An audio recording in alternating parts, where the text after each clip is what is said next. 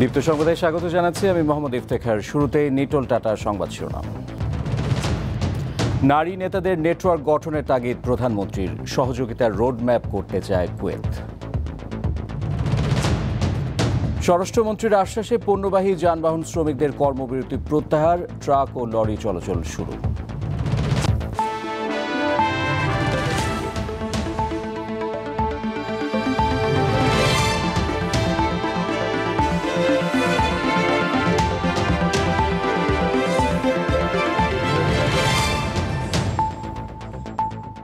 বিশ্বব্যাপী বৈষম্য দূর করতে লিঙ্গ সমতার জন্য নারী নেতাদের নেটওয়ার্ক গঠনের তাগিদ দিয়েছেন প্রধানমন্ত্রী শেখ হাসিনা। এই নেটওয়ার্ক নারী ক্ষমতায়নে ব্যাপক ভূমিকা রাখবে বলেও প্রত্যাশা তার। আলাদা বৈঠকে বাংলাদেশের বিভিন্ন খাতে যুক্তরাষ্ট্রের ব্যবসায়ীদের বিনিয়োগের আহ্বান জানান প্রধানমন্ত্রী। জাতিসংঘ সাধারণ পরিষদের সভাপতির আহ্বানে নারী নেতাদের উচ্চ পর্যায়ের বৈঠকে যোগ দেন প্রধানমন্ত্রী শেখ হাসিনা। এ সময় প্রধানমন্ত্রী লিঙ্গ সমতার জন্য নারী নেতাদের নেটওয়ার্ক গঠনের তাগিদ দেন। 3টি প্রস্তাবের মাধ্যমে নারীর ক্ষমতায়ন বিশ্বব্যাপী দৃঢ় করতে কাজ করতে বলেন বাংলাদেশের প্রধানমন্ত্রী। এছাড়াও এক ব্যবসায়িক ভার্চুয়াল গোলটেবিল বৈঠকে যোগ দেন প্রধানমন্ত্রী। যুক্তরাষ্ট্রের বিনিয়োগকারীদের বাংলাদেশে আইসিটি ও হাইটেক পার্ক ছাড়াও নবায়নযোগ্য জ্বালানি, জাহাজ নির্মাণ ও অটোমোবাইল খাতে বিনিয়োগের আহ্বান জানান প্রধানমন্ত্রী। তিনি বলেন, বাংলাদেশ এখন বিনিয়োগের অন্যতম ক্ষেত্র।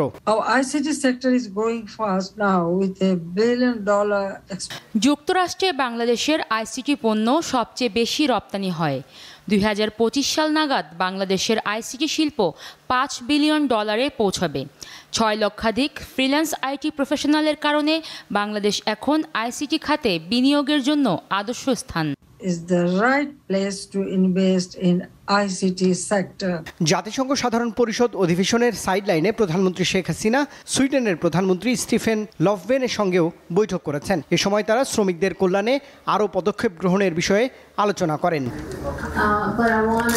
পরে কুয়েতের প্রধানমন্ত্রী শেখ সাবা আল খালিদ আল সাবার সঙ্গেও বৈঠক করেন বাংলাদেশের প্রধানমন্ত্রী। এ সময় কুয়েতের প্রধানমন্ত্রী দুই দেশের মধ্যে দ্বিপাক্ষিক সহযোগিতার একটি রোড ম্যাপ তৈরি করার প্রস্তাব দেন। বাংলাদেশে একটি তেল শোধনাগার করার আগ্রহের কথাও জানান তিনি। প্রধানমন্ত্রী শেখ হাসিনা কুয়েতের প্রস্তাব গ্রহণ করেন। রুবায়েত হাসান, দীপ্ত সংবাদ।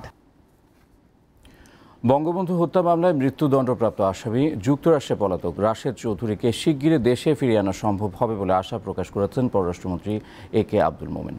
নিউ ইয়র্কের লোটে রয়্যাল হোটেলে প্রধানমন্ত্রী শেখ হাসিনার মঙ্গলবারের সার্বিক কর্মসূচির উপর মিডিয়া ব্রিফিংকালে তিনি আসার কথা জানান। পররাষ্ট্রমন্ত্রী বলেন, এর আগেও সাজাপ্রাপ্ত এক আসামিকে ফিরিয়ে দিয়েছিল যুক্তরাষ্ট্র, তাই রাশেদ চৌধুরীকেও আইনি প্রক্রিয়ায় ফিরে পাওয়ার আশা করা হচ্ছে। এই সময় পররাষ্ট্র প্রতিমন্ত্রী শাহরিয়ার আলম জানান, বিএনপি ও তার ঘনিষ্ঠ মিত্র জামায়াত বিদেশের লবিস্ট নিয়োগ করে দেশের বিরুদ্ধে অপপ্রচার চালাচ্ছে।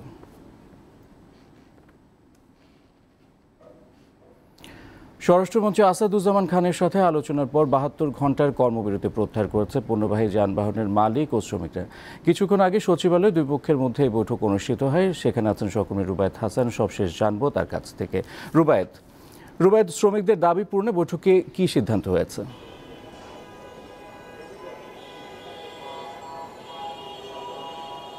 হ্যাঁ, সিদ্ধান্ত একদমই পরিষ্কার। প্রায় 4.5 ঘন্টারও বেশি সময় ধরে এই বৈঠকটি চলে। সকালে স্বরাষ্ট্রমন্ত্রীর সভাপতিত্বে এই বৈঠকে অংশ নেন ট্রাক ও কাভার্ড ভ্যান মালিক ঐক্য পরিষদের শীর্ষ নেতৃত্ব, একই সঙ্গে আইনরক্ষাকারী বাহিনীর সদস্যরা।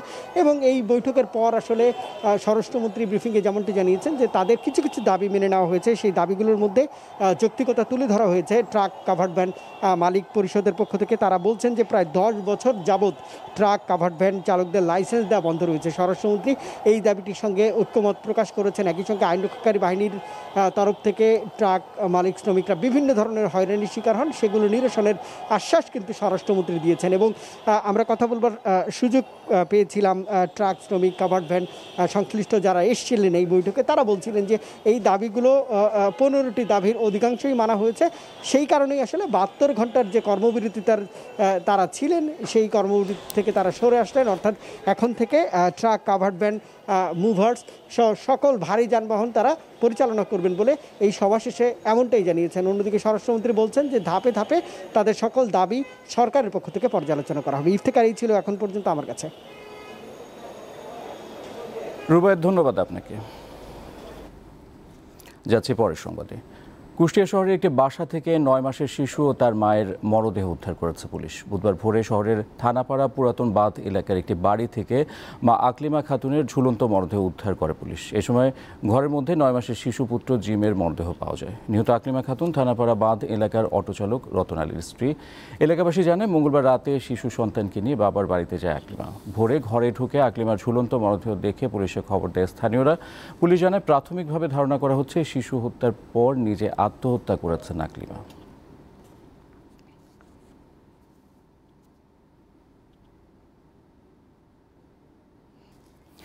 যুক্তরাজ্যের ব্রেক্সিট পরবর্তী মুক্ত বাণিজ্য চুক্তির প্রস্তাবে রাজি হননি যুক্তরাষ্ট্রের প্রেসিডেন্ট জো বাইডেন। হোয়াইট হাউসে যুক্তরাজ্যের প্রধানমন্ত্রী বরিস জনসনের সাথে আলোচনার সময় এ প্রস্তাব প্রত্যাখ্যান করেন তিনি।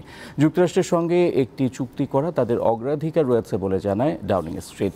বিদ্যমান নর্থ আমেরিকান ট্রেড চুক্তিতে যোগ দেওয়ার কথা বিবেচনা করছে যুক্তরাজ্য। 90 মিনিটের এই বৈঠকে আফগানিস্তান পরিস্থিতি, নিরাপত্তা এবং জলবায়ু পরিবর্তন নিয়েও আলোচনা করেন তারা।